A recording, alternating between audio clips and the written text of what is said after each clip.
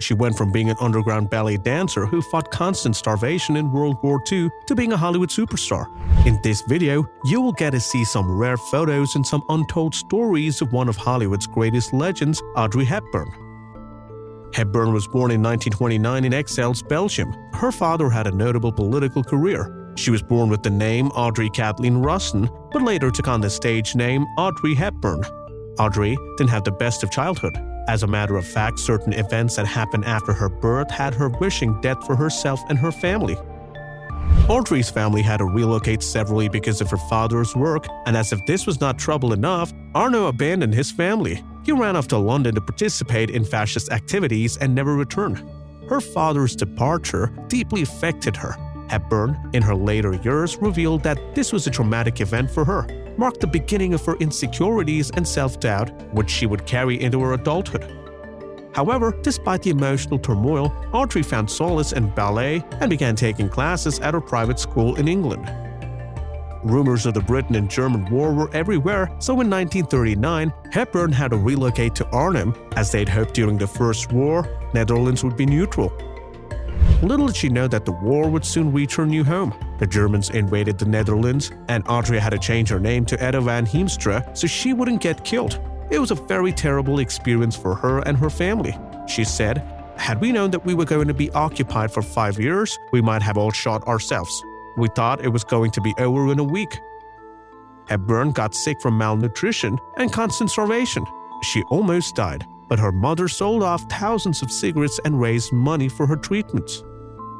Yet, despite the challenging circumstances, Hepburn found a way to use her talents to support the Dutch resistance. Her passion for ballet led her to perform in secret shows, or Zwarte Woorstellingen, to raise money for the Dutch resistance during the Nazi occupation.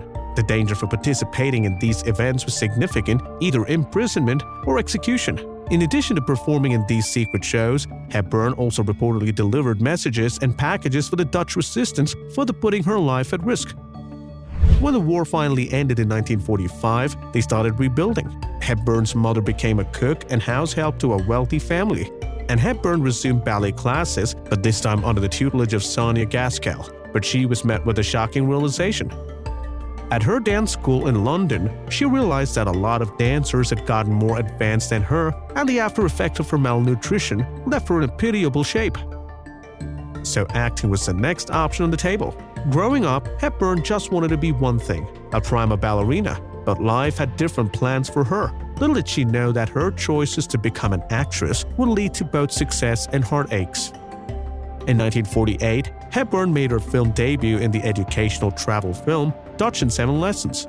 Hepburn's first significant role came in the form of the Broadway play Gigi in 1955. Her performance as a lead character, Gigi, garnered positive reviews and helped to establish her as a rising talent in the entertainment industry. Hepburn's big break came as she was cast as Princess Anne in the 1953 film Roman Holiday. This American drama film was a box office success, and she won her first Academy Award, a Golden Globe, and Best British Actress in a Leading Role.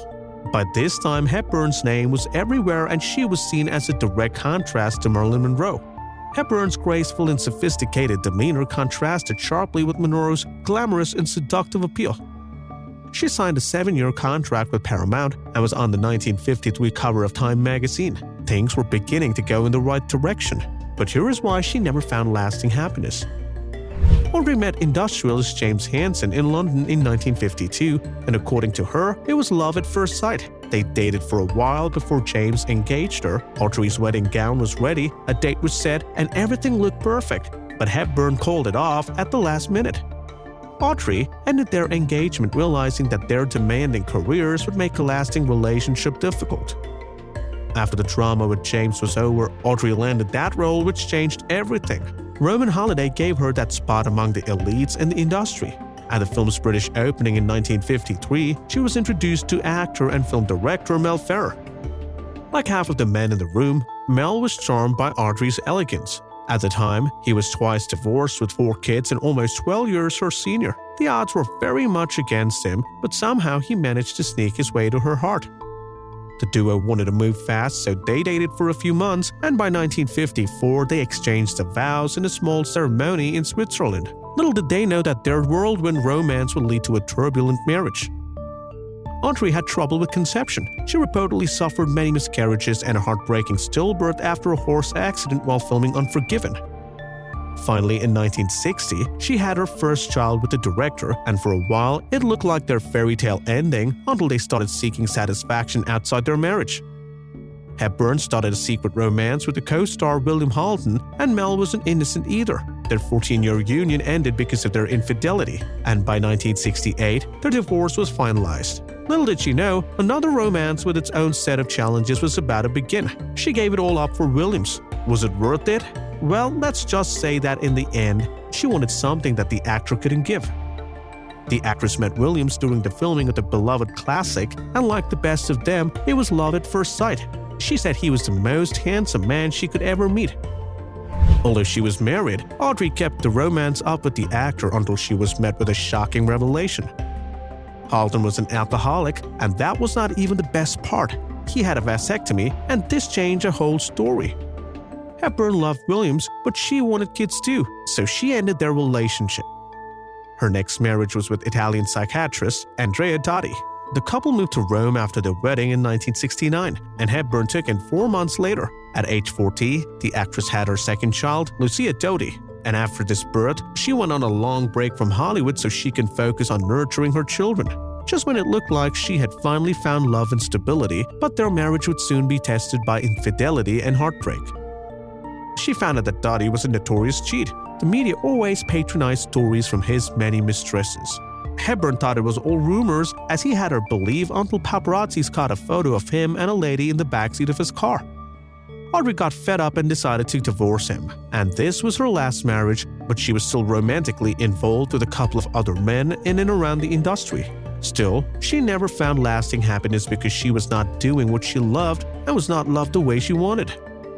While the industry wouldn't stop raining praises on the latest actress, behind the scenes, Audrey felt like a victim of her own body. "I hated myself at certain periods," she revealed in a 1969 interview, and this hate for her body fueled her insecurities, and she would soon develop low self-esteem.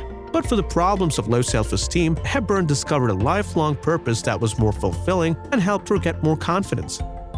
Audrey understood the suffering of children in impoverished situations, therefore she dedicated her life to assisting as many as she could through her work with UNICEF in the 1950s, and since then she has actively involved in campaigns, fundraisers, and field trips and donated a lot of money herself to support the cause. She was honored by former President George W. Bush, who presented her with the Medal of Freedom for her active participation in humanitarian causes. In 1997, Audrey was diagnosed with rare abdomen cancer. By the time it was discovered, the disease was all over her intestines. She went through chemotherapy and a series of surgeries, but in all these, everyone secretly knew that the cancer was winning. On January 20, 1993, in a quiet town in Switzerland, Audrey took her final breath, leaving behind a world that was forever changed by her presence. Her spirit soared into the sky, becoming one of the stars that had once shone down upon her as she danced and acted, captivating the hearts of all who watched. She passed away at the age 63. She was honored by the Dutch royal family Elizabeth Taylor and Gregory Peck. They all sent flowers to her funeral. And this was how a lady who never wanted to be an actress climbed to the top of the industry and cemented her legacy as one of the greatest women to walk through the doors of Hollywood. If you liked this video, you would also love our other mini documentary-style videos about beautiful actresses of yesteryear in our channel.